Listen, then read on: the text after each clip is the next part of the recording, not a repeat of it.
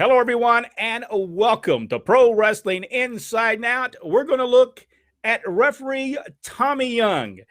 Tommy Young has to go down as one of the greatest referees of all time in professional wrestling. He just had that ability that a referee needs. Now, I had to say this. Even though Tommy Young was a great referee, there was also other referees that never got any recognition. Tommy Weathers, because he wasn't on a world scale. Larry Brock in Dothan, Alabama. Roy George in Birmingham, Alabama. So there's a lot of localized referees that never got the attention they had. Scrappy McGallion was a tremendous referee. Yeah. You know, Ronnie West, our father, a great referee. Nick Patrick, tremendous referee. So there was all kinds of great.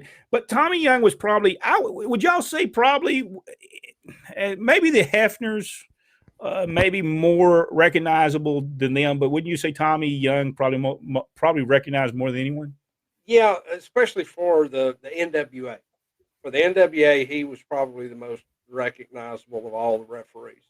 And great guy in the ring, man. I've just, never heard a bad word about him either. Tommy started out as a wrestler. And he said in an interview that he wasn't a good wrestler, but he was a wrestler. And he said that he watched during the show, during some program, he was watching a commercial. And the commercial came on from some guy. I can't remember, something Klein. Luke Klein, I believe, was the guy's name. And he said that he watched the commercial, and they wanted you to pay a down payment, and it was $300 to become a professional wrestler. Tommy Young said he went in there and threw $300 down and said, okay, I want to become a wrestler, and paid the whole $300.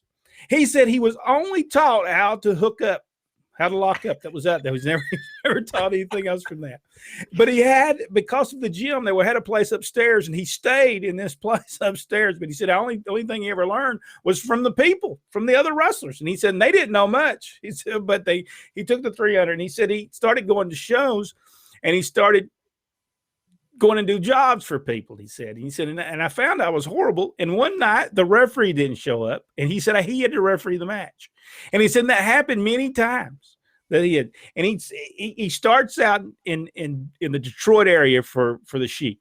Now he said the Sheik did nothing for him. Now he said, now I'm gonna be honest with you. He said, I'm not saying nothing bad about the Sheik, but he said I never got to go to any of Detroit shows, because he said they had two shows. They had one in Detroit, they had one in Akron, Ohio. He said it was at the old National Guard Armory in Akron, Ohio. And he said that place was a dump.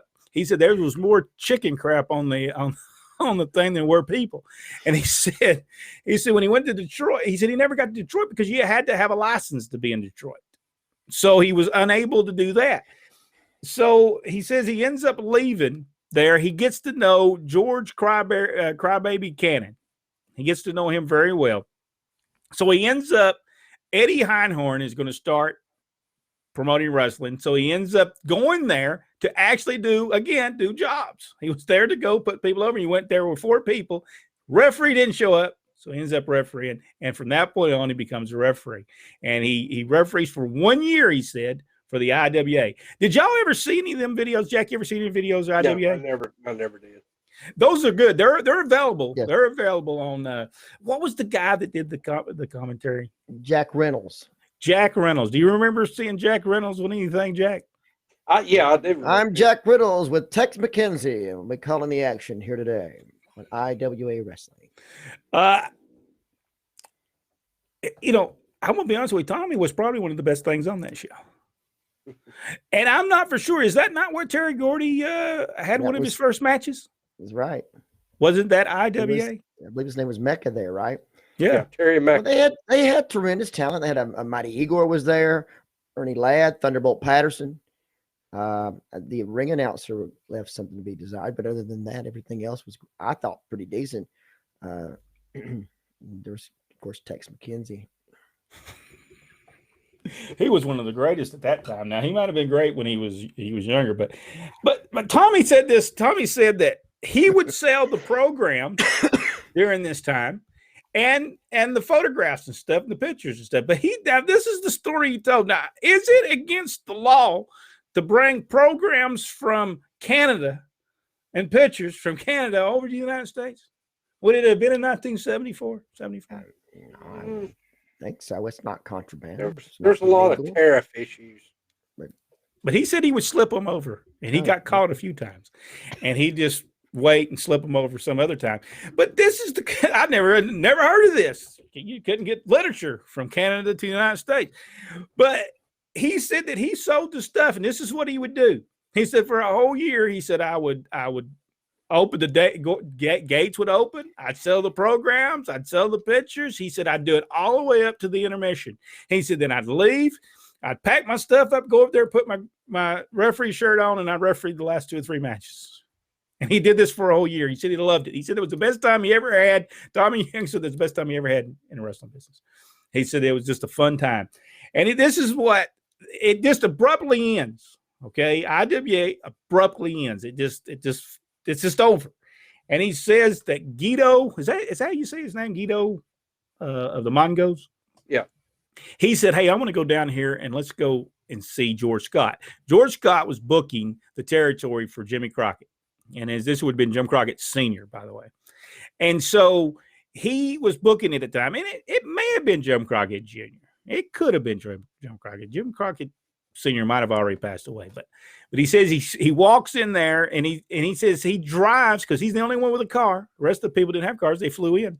So they were stuck there. He was the only one with a car. So he said, I'm going to drive this guy. He said, so I drove him down to meet George Scott. He said, I didn't even get out of the car. He said, but this meeting was going on forever, he thought. He thought, man, I'm going to go in there. He said, so I go in there, and he says, hey, I'm looking for a Mongo. And he said, yeah, he's in there. He's still in the meeting in there with George Scott. He said, okay. So he said, I just sat there and waited for him. He said, and here they come out. And he said, and George Scott knew who I was. And he said that George Scott Jr. was somehow in production, and he was actually the one producing and helping produce that IWA show. And he said, if you took anybody from that show, make sure you take Tommy Young and referee. And the rest is history. And what he did, well, because from that point on, we know what he did. I mean, the people that he got to. Let's throw a couple of pictures up here. There he is with Nikita Koloff, Ric Flair. Now he does look like he needs to take a crap at this point, but he had great facial expressions. Yeah, he really knew what he was doing. There was no doubt about that. He was very, very good, very professional in his approach as well. Here's a photograph of him here. Here he is, one with the hands of stone, Ron Garvin, and another picture with him and Lex Luger. I bet he didn't like to referee his matches. You know what? The only matches he said he never liked to referee was Abdullah the Butcher. And he said, it's not because I thought Abby was a bad guy or nothing. He said, he'd just bring in a fork about that big, and I'm not supposed to see that thing. And he says, look like a sledgehammer he brought in with him, and I'm not supposed to see it. He said. Jack, any thoughts on Tommy Young? Well, again, I just, he was great. I always loved to see him in the ring. It was the way he carried himself. And the most important thing about the way he carried himself is you didn't pay attention to him. Yeah. You didn't. He was not a part of the match per se until it was time for him to be a part of the match. And that is a lost art. It really is. Yeah, Tommy you have to bring him down. He has to go down as one of the top 10 referees of all time. They don't know bad. Hefner's got to go in there as well. Yeah. Ronnie West, Larry Brock's got to go in there. Even though people don't know him worldwide, he was a tremendous referee. He got to beat up a fan at least once a week.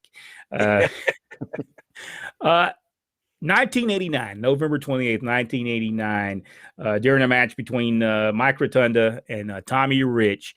Tommy just pushes him out of the way. Now, he says he trips him. I don't know. I've watched the video. I don't know if he tripped him or not. I can't really tell, but he said he tripped him. And when he tripped him, somehow because you don't see him fall. You just see him push him out of the way. They go into the finish that they're supposed to go in, and he never gets up. That's sad. That's sad that a little freak thing like that would break your neck and lost such a great referee. Could you imagine he had another 10 years in him, no doubt. Oh yeah. That is just it's crazy. It's crazy Tremendous what loss. happened to him. Yeah, because he was such a great and what he could have been in the back for wrestlers and helping them.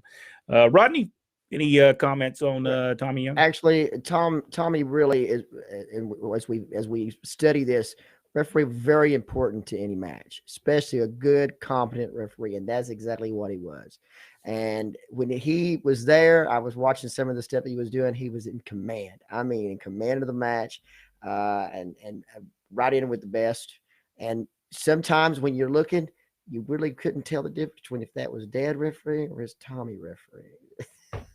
Yeah, they had some great styles. This is what they said. That somebody said he had a unique style of urgently sliding to the mat to officiate the pinfall, and Ronnie West would do the same thing. So they did have some of the same styles of a referee, and you'll see Scrappy McGuy have the same style as well. A lot of them referees at the time had the same, and Tommy Weathers did the same thing. That's the reason their knees were so messed up that they could hardly walk one. All right, guys, we wanted to talk to this. This is our Stuart Kemp. Stuart Kemp asked, Terrence Hardy asked this question. Sorry, Terrence Hardy asked this question. He wanted to know what we thought about Tommy Young as a referee, and Terrence, we certainly like Tommy as a referee. He was one of the greatest. If you enjoyed this video, give us the big thumbs up. Subscribe to the page if you haven't already. Go one step further, hit that notification bell, and share the video. And thank Terrence Hardy, because he's the one that came up with what we thought about Tommy Young as a referee. Thank you so much, Terrence, and we certainly do appreciate it. And we will be we'll be coming back with more right here on Pro Wrestling Inside Now.